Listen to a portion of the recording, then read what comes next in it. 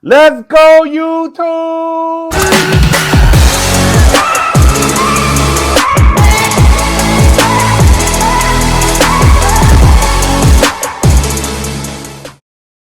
All right, what's good, people? It's been a minute. This is That Fantasy Network, and this is That Fantasy Guy coming to you with another video. And the topic today is going to be the Scott Fishbowl. Everyone is posting their team. Everyone is excited. And guess what? Your boy been left out this year. I was in last year, but your boy not in this year. But so all I can do is talk about the strategy I would have done. I myself would have took advantage of the extra point you get per catch for the tight ends. Now, McDowell and Scott do run the save leagues, and they all do the 2-point tight end premium. So I am used to that setting. That is something I do all the time, and I like the top tight ends. So that's what I would be doing in the Scott Fish Bowl. The problem is, like, I looked at the ADP, and Kelsey is like averaging like spot 3.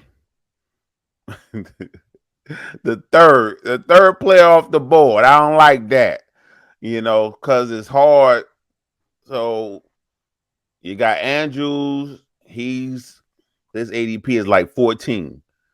So it's like impossible to get both of them on the same team. The next tight end off the board is like going 29. So if it's like really you can only get 2 out of those 3, and you might have to draft Hockenson a lot earlier than I would like to draft him. So, and after that, after I get 2 out of those 3, I would go for a third. I want 2 tight ends in my flexes. That's how I would roll.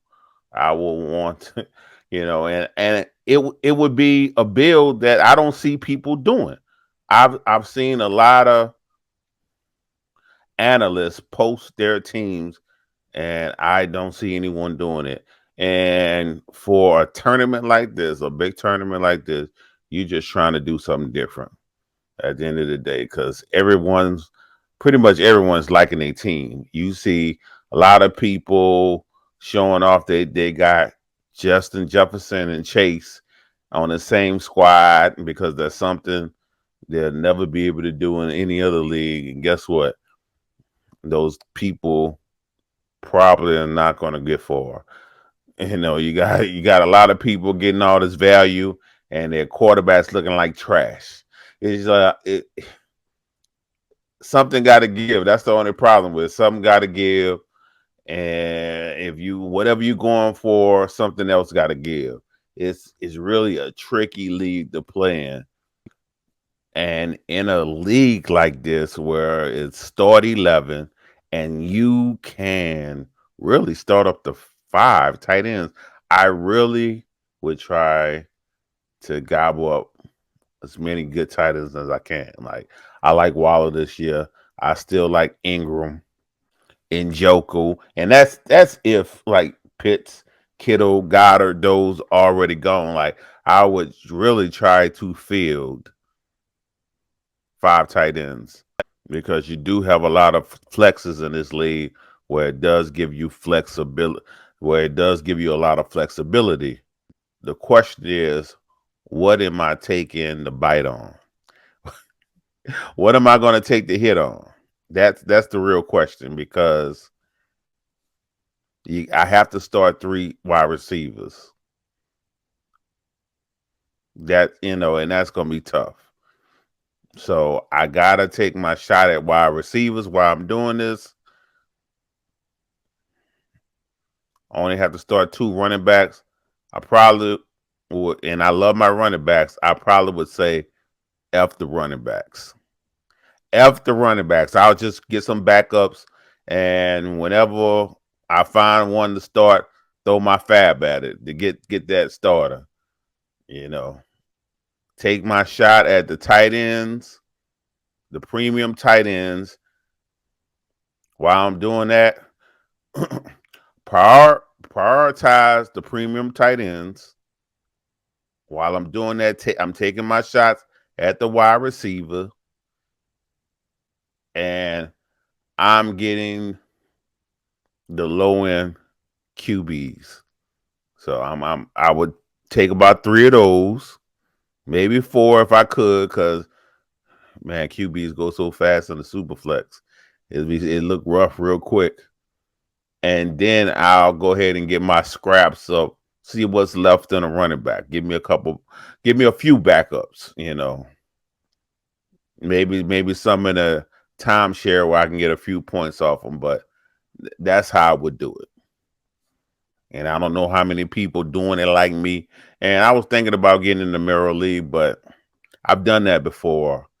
I'm in enough leagues. I don't really need to be getting in a league that the prize is to get in a Scott Fish Bowl. Like I don't really need I don't really need to put that much effort into that. Like either I'm going to be put in there as a content creator, or I won't play in it. It's no biggie. I'm in more than enough leagues, enough money leagues at that. But love the cause. If you haven't donated, go ahead and donate, even if it's just $1 to fantasy.org, fantasycares.org. I just want to put a video on the books for this week. Since this is the Scott Fish Bowl week, why not make that the topic? And for you all that are in the Scott Fish Bowl, good luck. I don't even know who won the last Scott Fish Bowl, so I wonder if it was a non-content creator. I am curious because I haven't heard anything about the last Scott Fish Bowl winner. It was a guy called Cody Armstrong, and it looks like after finding his Twitter, he is not even a content creator. So that's the thing about this tournament. Anyone can win it. Anyone can win it. I personally, if I had the opportunity to be in it, I would have joined one of the live drafts this year. Now I'm in Houston. The closest one to me is about 3.5 hours away in Dallas. So I definitely would have went out to that one, and that one actually going on Saturday. If they had an open spot, I definitely would have slid in that. And because in a live draft, especially when they're meeting at a beer, or you meet at a bar or beer distillery where alcohol is going to be involved, and I don't drink, I'm trying to take advantage of the value. And plus, I don't know if you ever drafted live in person on the board. It's harder to draft, so it's just a little harder to draft, and then you have alcohol, and you just try to take advantage as much as possible. And that's what I would be doing, trying to deploy my tight end bully strategy. And I think that would be the perfect place to do it. Who knows? Kelsey might fall to me.